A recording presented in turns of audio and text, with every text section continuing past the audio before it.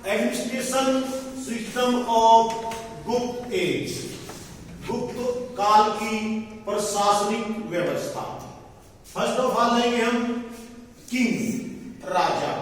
गुप्त काल में राजा सर्वोपरि होता था, वो सभी कानूनों को बनाता था, सभी को लागू करवाता था, सभी कानूनों को बनवाता था, लागू करवाता था, स्वयं न्याय करता था। इट्स मीन तीनों पार्ट देना, जो वो कानूनों को लागू है, जुडिशरी, एग्जीक्यूटिविटी एंड जुडिशरी, एग्जीक्यूटिविटी एवं न्याय व्यवस्था, प्रशासनिक व्यवस्था एवं कानून व्यवस्था, तीनों व्यवस्थाएं राजा के पास थी।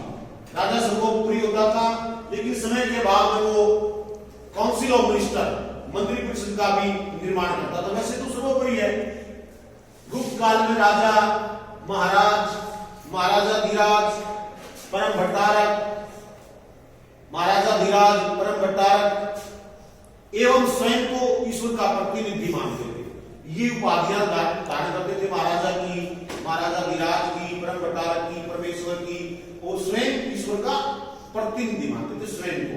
ये गुप्त काल के राजाओं, गुप्त काल के राजाओं की जो प्रशासनिक व्यवस्था थी, उसमें फर्स्ट पॉइंट हम ऑन करेंगे इसका, राजा। उसकी पावर क्या थी? What was the power of Kings during गुप्त एज? वो उसकी शक्तियां हम यहां दर्शा रहे हैं। राजा की क्या शक्तियां थी? राजा सर्वोपरि था, तीनों अंग, विधान पालिका, कार्यपालिका, न्यायपालिका, विधान पालिका, कार्यपालिका एवं न्यायपालिका, तीनों का सर्वोपरि होता था। सभी मंत्री उसके नीचे काम करते थे, प्रशासन में सर्वोपरि होता था। राजा विभिन्न उपाधियां ग्रहण करते थे, अश्वमेध यज्ञ करवाते थे, अश्वमेध यज्ञ भी करवाते थे गुप्त काल में, अनेक उपाधियां धारण करते थे। कुल मिलाकर राजा, ओवरऑल हम देखेंगे तो राजा सर्वोपरि था और वो स्वयं को ईश्वर का प्रतिनिधि मानते थे गुप्त काल। नेक्स्ट पॉइंट लेंगे हम काउंसिल ऑफ मिनिस्टर्स, मंत्री परिषद के सदस्य। जैसे चाणक्य ने चंद्रगुप्त मौर्य को कहा था कि जैसे रथ के पहियों के बगैर रथ नहीं चल सकता, ऐसे मंत्रियों के बगैर प्रशासन नहीं चल सकता। इसलिए प्रशासन को सुचारू रूप से चलाने के लिए गुप्त शासकों ने मंत्रिमंडल का निर्माण कर दिया। Number of the ministers as following, मंत्रियों की संख्या निम्न इस प्रकार है। नंबर 1 लेंगे हम यहाँ पे मंत्रियों की संख्या, सबसे पहले लेंगे महासेनापति, महासेनापति, महासेनापति, ये सेना का सर्वोच्च अधिकारी होता था, महासेनापति। इसको बोलेंगे हम सेना का सबसे बड़ा अधिकारी। इसका प्रमुख कार्य क्या होता था? इसका प्रमुख कार्य होता था सैनिकों को वेतन भत्ते निश्चित करना, उनको युद्ध के मैदान में ले जाना, उनको प्रशिक्षण देना एवं युद्ध के मैदान में ले जाकर उनका नेतृत्व करना। ये इसके प्रमुख कार्य होते थे महासेनापति के। नेक्स्ट पॉइंट लेंगे हम इसमें महागणनायक, महागणनायक, महागणनायक। नेक्स्ट पॉइंट लेंगे हम रणभंडारगारी, रणभंडारगारी, रणभंडारगारी। नेक्स्ट पॉइंट लेंगे हम महाबलाधिकृत, महाबलाधिकृत, महाबलाधिकृत। नेक्स्ट पॉइंट लेंगे हम महाबलाधिकृत दंडपाशिक, दंडपाशिक, दंडपाशिक। नेक्स्ट पॉइंट लेंगे हम महासंधि विग्रह, महासंधि, महासंधि ग्रह। नेक्स्ट पॉइंट लेंगे हम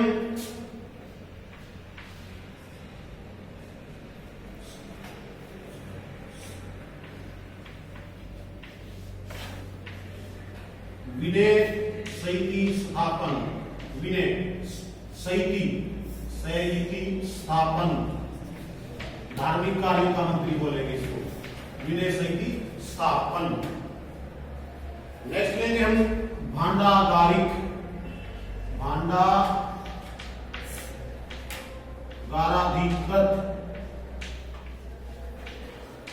भांडागाराधिकृत। नेक्स्ट पॉइंट लेंगे हम महाअक्षपटलिक, महाअक्षपटलिक, महाअक्षपटलिक। नेक्स्ट पॉइंट लेंगे हम सर्वाध्यक्ष, सर्वाध्यक्ष। नेक्स्ट पॉइंट लेंगे हम, नेक्स्ट पॉइंट बनाएंगे हम ध्रुवाधिकारी, ध्रुवाधिकारी, ध्रुवाधिकारी। ये गुप्त काल में मंत्रियों के विभिन्न पद। फर्स्ट ऑफ ऑल आपने क्लियर कर दिया महासेनापति है उसकी कार्य। नेक्स्ट लेंगे महादंडनायक, उससे नीचे का अधिकारी सेना में। इस महादंडनायक के नीचे भी और अनेक अधिकारी होते थे। सबसे छोटा कौन होता था? सैनिक। सैनिक को क्या कहा गया है यहाँ? चाट। सैनिक को गुप्त काल में चाट कहा जाता है। चाट सैनिक को। आपसे 2 नंबर में पूछा जाएगा गुप्त काल में सैनिक को क्या कहा जाता है? उसमें 4 ऑप्शन मिलेंगे, उनमें एक ऑप्शन ये मिलेगा। 2 नंबर आप आओगे? हाँ जी, 2 नंबर में चाट। चाट हो गया तो सबसे सैनिक टुकड़ी को कहेंगे चाट के बाद चामुक, चाट चामुक सैनिक टुकड़ी को कहेंगे। ठीक है। और सबसे बड़ा ये हो गया, सीरीज बन गई ना हमारी। देखो सबसे बड़ा तो ये हो गया। फिर ऐसे चले हम, फिर महादंडनायक, उसके पीछे और भी अधिकारी, लोवेस्ट में आया चाट। और चाट के समूह को कहेंगे चामुक, चामुक। ठीक है, चामुक है ना, ये सैनिक टुकड़ी को कहेंगे हम।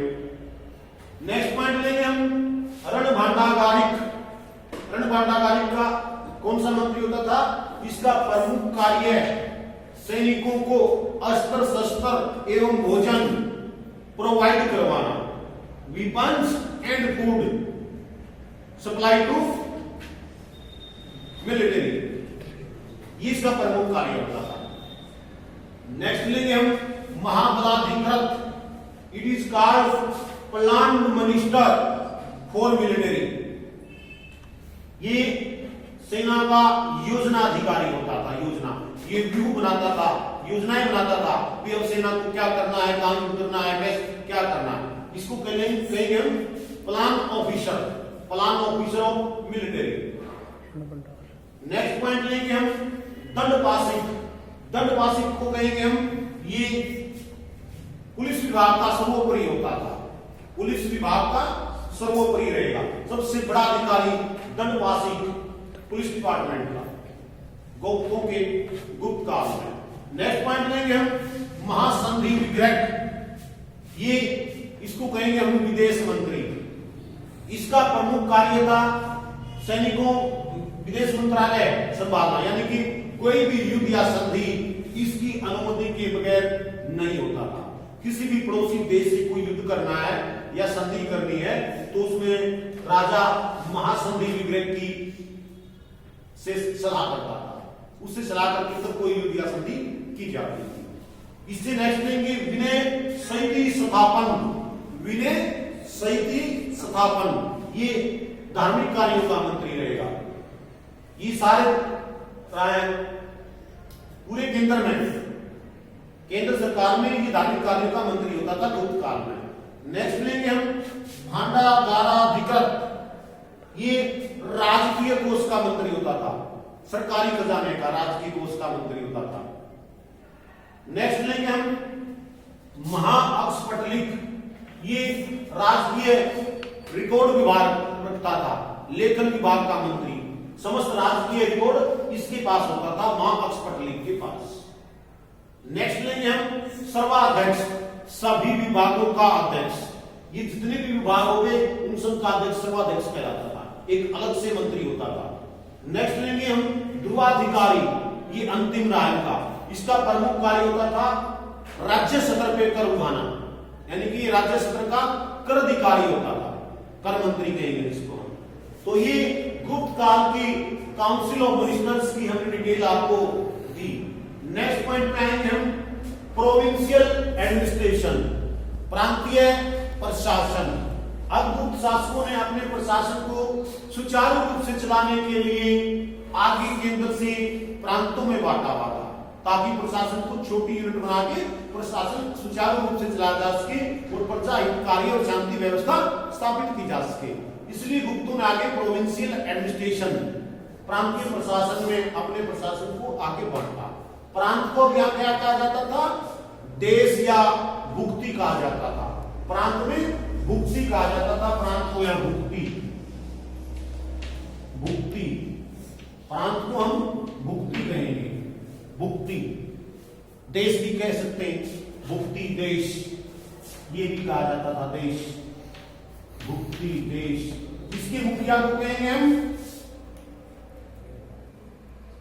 प्रांत के मुखिया को यहां पे गवर्नर कहा जाता था, गवर्नर या उपालिक महाराज, उपालिक महाराज या गवर्नर, ऐसे बोला जाता था।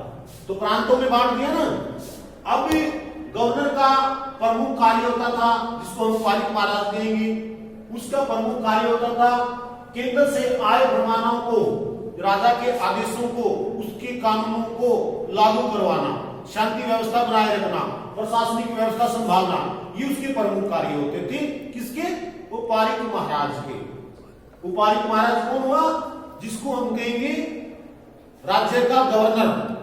राज्य के गवर्नर को हम राज्य किसे कहेंगे? भुक्ति को। और उसका भुक्ति का मुखिया, प्रांत का मुखिया गवर्नर या उपालिक महाराज कहलाया गुप्त प्रशासन में।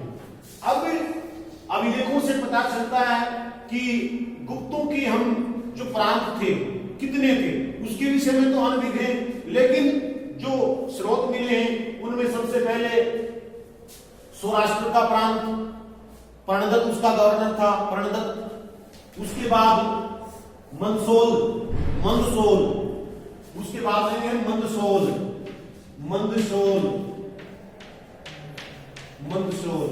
इसका गवर्नर था बंधु वर्मा, बंधु वर्मा, बंधु वर्मा इसका गवर्नर बनाएंगे हम, बंधु वर्मा, बंधु वर्मा,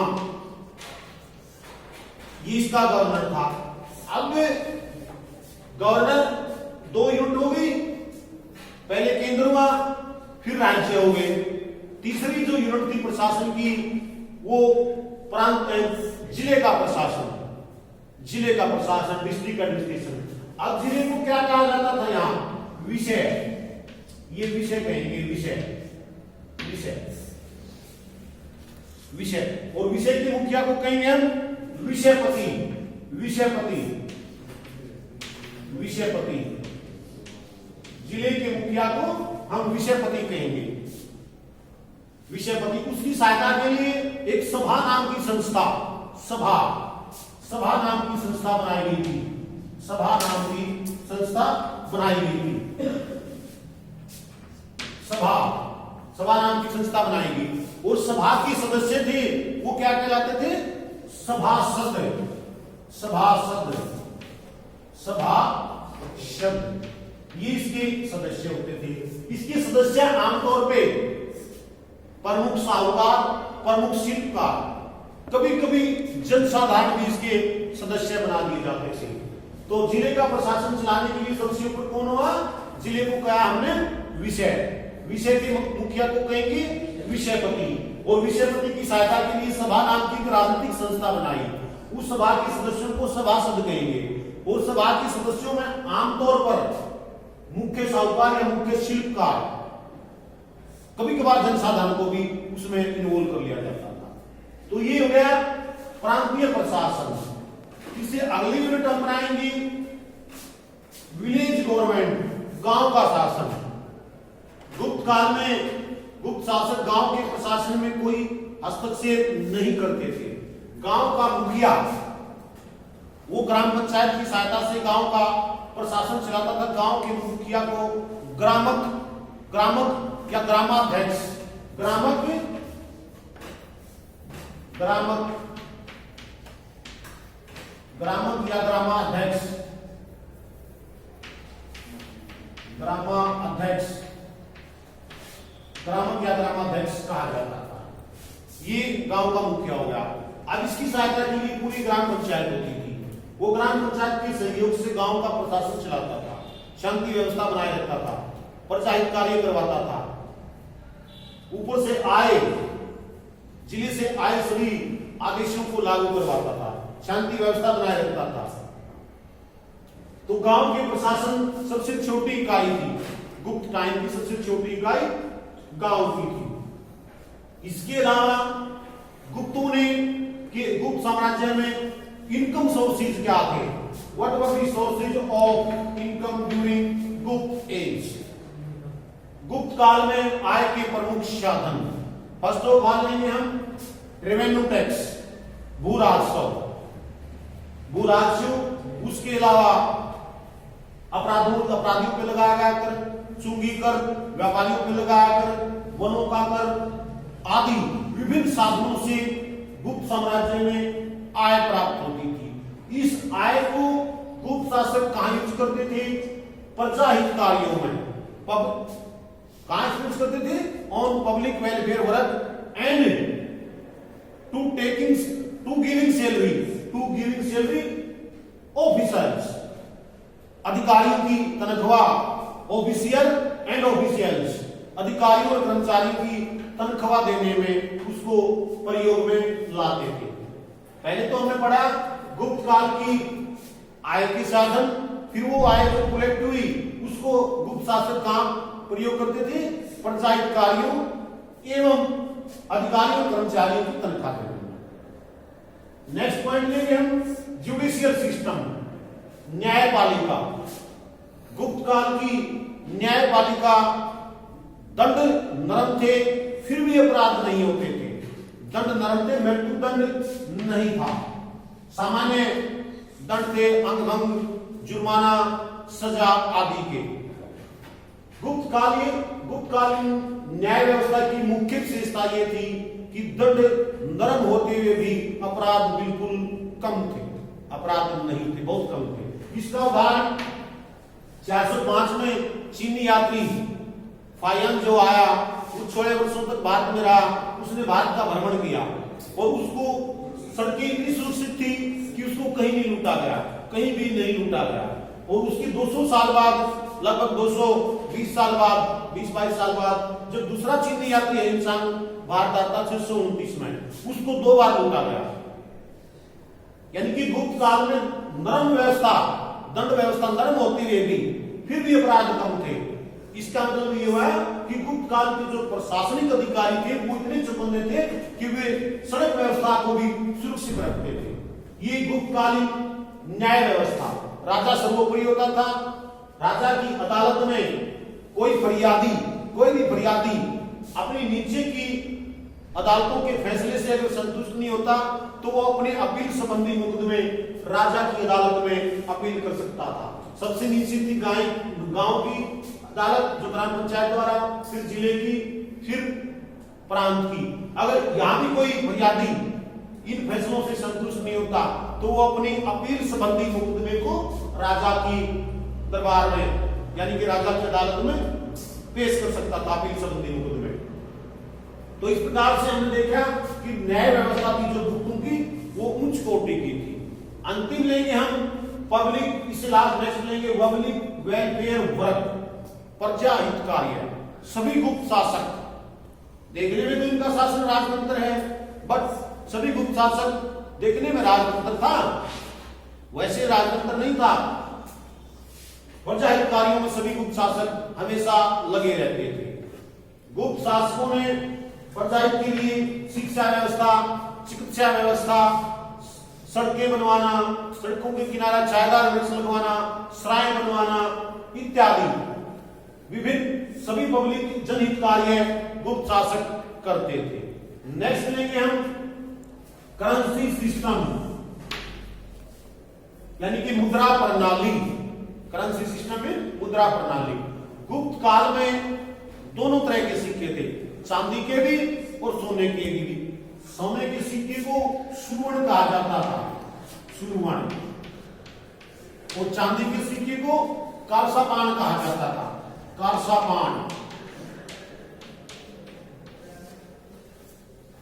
गुप्त शासकों ने सिक्कों पे अपनी उपाधियां महाराजा धीराज की, परम भट्टारक की, अपने खुद के चित्तर जैसे चंद्रगुप्त मौर्य ने एक तरफ कुमारदेवी के चित्तर, उससे आगे चलेंगे हम समुद्रगुप्त ने अपने सिक्कों पे बिना बजाते हुए दिखाया गया है, सिक्कों पे बिना बजाते हुए दिखाया गया है। इसके अलावा विभिन्न गुप्त शासकों के विभिन्न तरह के सिक्कों पर उनके चित्र अंकित थे जो समकालीन गुप्तकालीन समाज अर्थव्यवस्था को दर्शाते हैं, जो समकालीन गुप्त काल की अर्थव्यवस्था एवं समाज को और राजनीतिक अवस्था को दर्शाते सिक्कों पे विभिन्न प्रकार के जो चित्र थे, मुद्रा के जो विभिन्न प्रकार के चित्र थे, वो समकालीन सामाजिक, राजनीतिक एवं आर्थिक दशा को दर्शाते हैं। अब निष्कर्ष रूप में हम कहेंगे कि गुप्तकालीन जो प्रशासनिक व्यवस्था थी वो एक उच्च कोटि की प्रशासनिक व्यवस्था थी। सबसे पहले गुप्त शासकों की प्रशासनिक व्यवस्था में सर्वोपरि राजा होता था। फिर राजा ने काउंसिल ऑफ मिनिस्टर, मंत्री परिषद बनाया। मंत्री परिषद के विभिन्न 11 सदस्य होते थे जो अपने अपने कार्य के लिए राजा के प्रति उत्तरदायी होते थे। राजा जब भी चाहे किसी भी मंत्री को पद से हटा सकता था। उसके बाद सुचारू रूप से प्रशासन को चलाने के लिए प्रांतीय व्यवस्था, आगे प्रांतों में बांटा गया। प्रांत को भुक्ति कहा गया, भुक्ति आदेश। उसके मुखिया को उपायुक्त महाराज कहा। उससे छोटी इकाई लेंगे फिर हम जिला, जिले को विषय कहेंगे, विषय के मुखिया को विषयपति कहेंगे। उससे छोटी इकाई जो गांव की सबसे छोटी इकाई थी वो ग्राम पंचायत। ग्राम पंचायत का मुखिया ग्रामक या ग्रामाध्यक्ष कहलाता था। वो ग्राम पंचायत के सहयोग से गांव का प्रशासन चलाता था।